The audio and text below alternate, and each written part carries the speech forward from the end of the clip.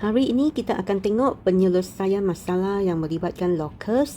Sebelum tu, cikgu ulang balik jenis locus. Semuanya ada 4 jenis locus. Jenis yang pertama, locus dari satu titik. Okey, kalau locus dari satu titik, kita perlu tengok dia dari titik apa. Okey, contohnya yang ini 6 unit dari titik P. Jadi pusat bulatan di P dan jejari bulatan 6. Jadi kita kira 6 unit. 1, 2, 3, 4, 5, 6 dan buat satu bulatan. Dan bulatan ini kamu perlu guna jangka lukis untuk lukis.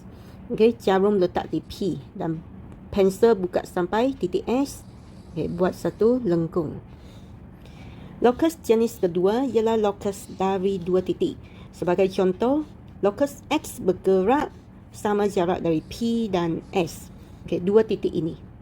Kalau locus dua titik, kita perlu garis di tengah-tengah. Jadi P dan S tengah-tengahnya di sini, 3 petak. Jadi kita buat satu garis lurus. Locus jenis ketiga ialah locus dari satu garisan. Sebagai contoh, locus X bergerak 2 unit dari PS. Okey, kalau dari satu garisan, locusnya adalah di sebelah kiri dan kanan. Atau kalau garisan yang melintang, locusnya atas dan bawah. Dia merupakan garisan selari. Okey, jadi PS di sini, maka locusnya ialah 2 unit dari PS. Jadi kita kira 2 unit. Okey, jadi locusnya di sini. Locus jenis yang keempat ialah locus dari dua garisan. Sebagai contoh, locus X sentiasa bergerak sama jarak dari PS dan PQ. Jadi PS di atas dan PQ di sini. Okey. Kalau dua garisan yang begini, locusnya ialah garisan tengah-tengah yang macam anak panah. Jadi locus bagi ini ialah PQ dengan PS. Jadi garisan tengah-tengah. Dan ingat, garisan locus itu apabila kamu lukis mesti penuhi gambar ini. Tak boleh ada jarak-jarak begini. Okey, jadi kita perlu lukis penuh. Satu lagi locus dari dua garisan, tetapi garisan itu tidak bersilang. Contohnya PS dan QR. Okey, PS, QR. Jadi locusnya ialah garisan tengah-tengah. Jadi tengah-tengahnya 3 petak di sini. Okey, jadi yang ini locusnya. Jadi semuanya ada 4 jenis locus. Sekarang kita tengok soalan yang biasa keluar dalam peperiksaan. Sebagai contoh, soalan A. X ialah titik yang bergerak dengan keadaan XP sama dengan XR. Jadi di sini huruf X ini ialah locus. Kita boleh potong. Jadi tinggal P dan R.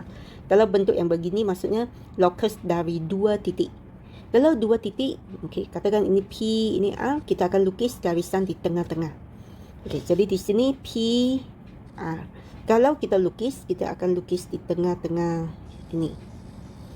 Okey, tetapi untuk soalan ini, dia minta kita huraikan. Okey, huraikan selengkapnya locus bagi X. Jadi kita perlu nyatakan dalam ayat.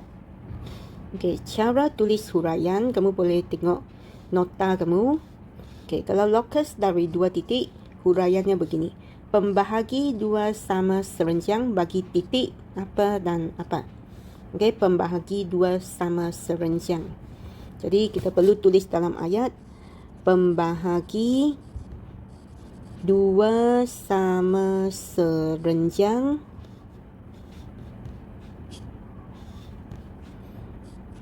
titik P dan titik R.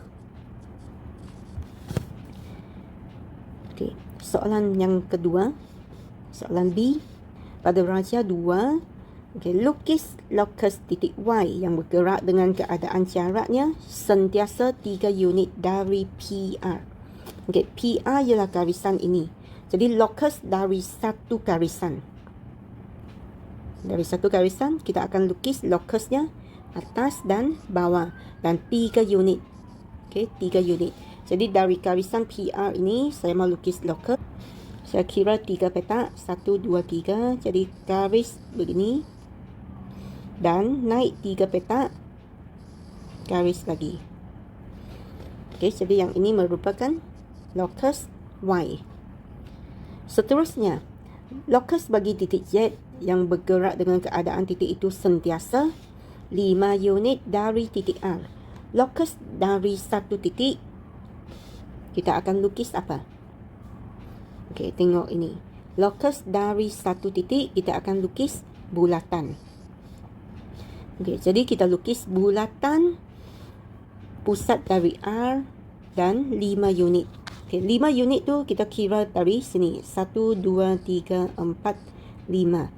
Okey, jadi kamu buka cangkang lukis dan buat lengkung.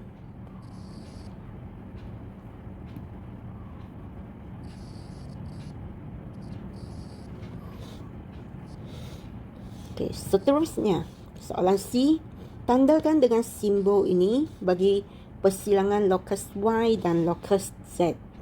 Jadi locus yang kita lukis ialah garisan ini dan lengkung. Jadi mereka bersilang di sini dan sini.